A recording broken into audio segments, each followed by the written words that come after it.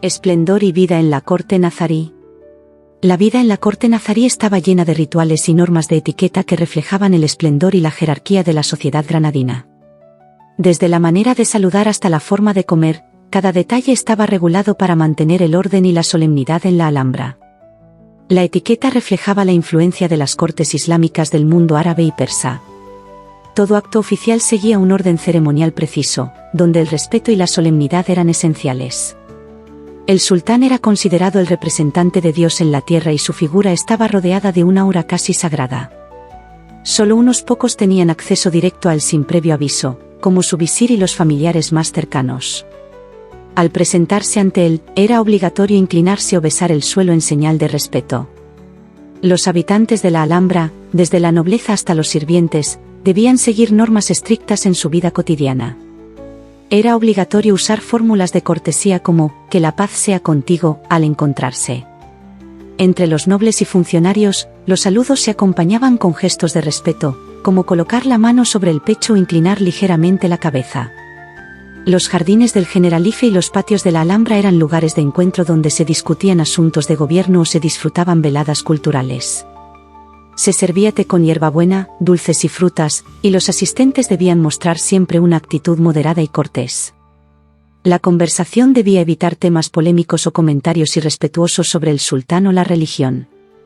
No todos los miembros de la corte podían acceder a todas las áreas del palacio. El harén, donde vivían las esposas, concubinas e hijas del sultán, era un lugar restringido. Solo eunucos y sirvientas podían entrar. Los altos funcionarios y embajadores tenían habitaciones designadas dentro del recinto palaciego, separadas de los aposentos reales. La comida en la Alhambra no solo era un acto de alimentación, sino un evento social con reglas establecidas. Se servía esta en grandes bandejas y los comensales comían con las manos, usando pan para recoger los alimentos.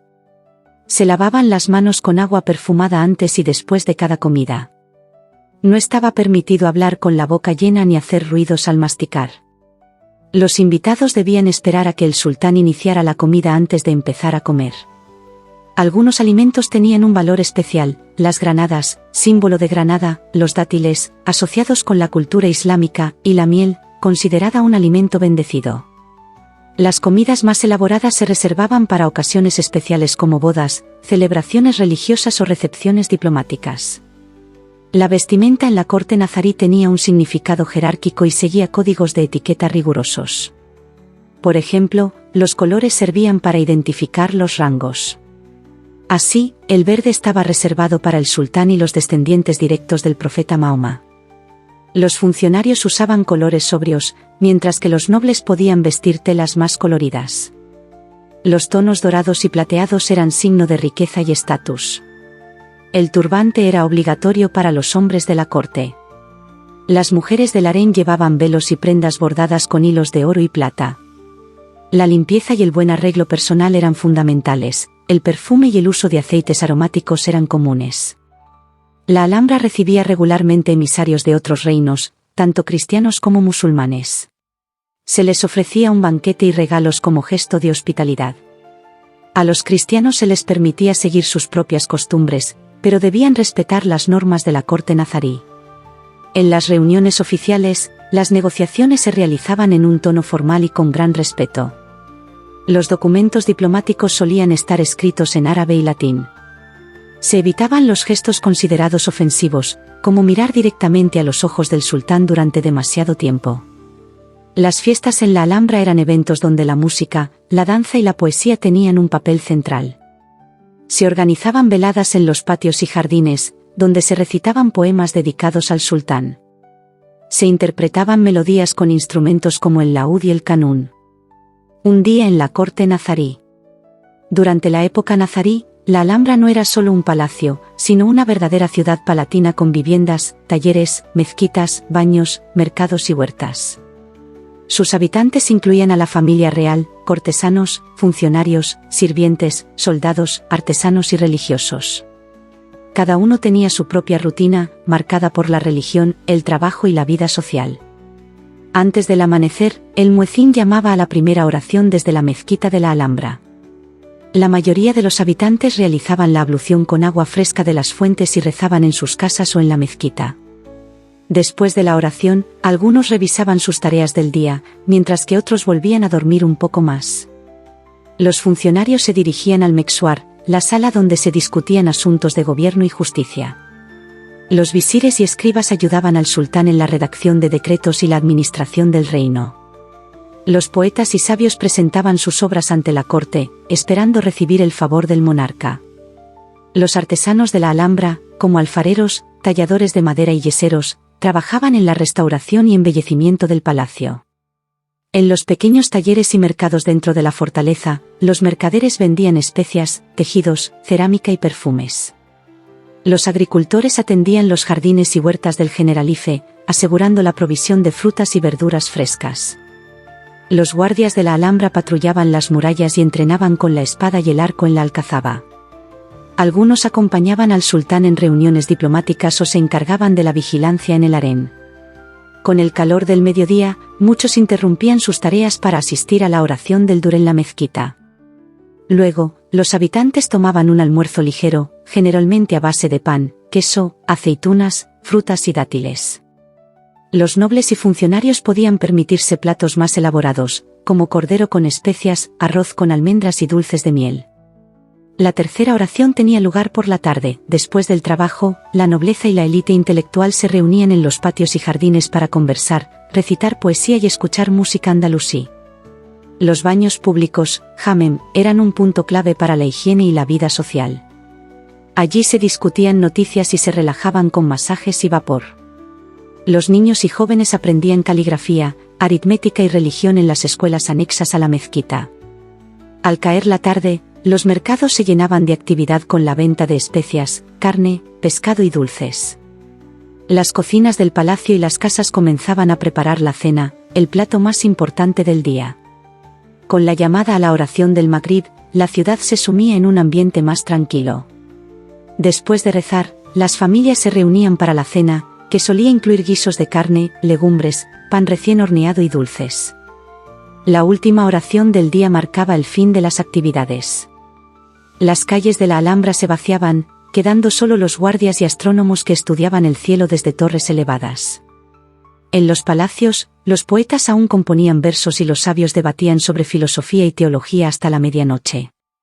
La mayoría de los habitantes dormían en colchones de lana o esteras, preparándose para otro día en la majestuosa ciudad palatina. Principales celebraciones religiosas. Comienzo por el Ramadán. En la corte nazarí se vivía con gran solemnidad, respetando los principios islámicos pero con las particularidades propias de la élite gobernante. El sultán, su familia y los altos funcionarios seguían normas estrictas que reflejaban su compromiso religioso y reforzaban su prestigio ante el pueblo. Durante todo el periodo, desde el alba hasta la puesta del sol, estaba prohibido comer, beber y mantener relaciones maritales. El ayuno era obligatorio para todos los miembros de la corte, salvo los enfermos, ancianos, niños y viajeros. Se intensificaban las oraciones colectivas en la mezquita mayor de Granada y en las pequeñas mezquitas dentro del palacio. El sultán solía asistir a la oración del Tarawí acompañado de sus visires y jueces religiosos. Se realizaban lecturas públicas del Corán, a menudo a cargo de eruditos invitados a la corte. Al atardecer, el sultán y su séquito rompían el ayuno con agua, dátiles y leche, siguiendo la tradición del profeta Mahoma. Luego, se servían platos más refinados. Los banquetes eran acompañados de poesía, música suave y recitación de historias islámicas. El sultán y los nobles donaban grandes sumas de dinero, alimentos y ropa a los más pobres, cumpliendo con el zekat, limosna obligatoria. Se organizaban banquetes públicos en las plazas de Granada para alimentar a los necesitados al anochecer, también se liberaban prisioneros como gesto de clemencia y perdón. Reforzaban las normas morales, el alcohol y el juego estaban estrictamente prohibidos, incluso en el harén. Los cortesanos y funcionarios debían evitar el lujo excesivo y vestirse con ropajes más sencillos. Y se castigaban las infracciones contra el ayuno, especialmente si eran cometidas por miembros de la nobleza. La noche del destino se celebraba en los últimos 10 días del Ramadán y se consideraba la noche más sagrada del año. El sultán y su corte pasaban la noche en oración en la mezquita, pidiendo perdón y bendiciones. Se reforzaban las súplicas por la prosperidad del reino y la victoria sobre los cristianos en la frontera. Para poner fin al Ramadán se realizaba una gran oración en la Mezquita Mayor de Granada con la presencia del sultán. Organizaban festivales con música, danza y exhibiciones de caballería en la Alhambra. Se repartían regalos entre los cortesanos y bonificaciones a los soldados.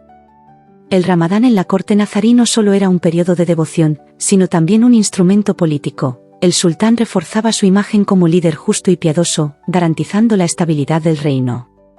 Además de esta conmemoración destacaré otras dos.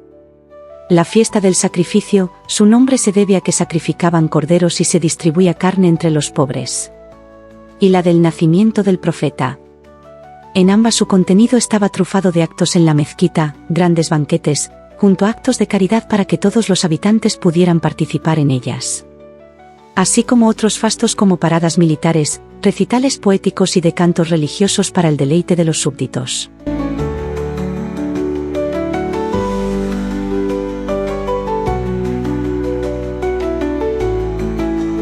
Próximamente en este canal. Los rituales en la corte nazarí. Parte 2.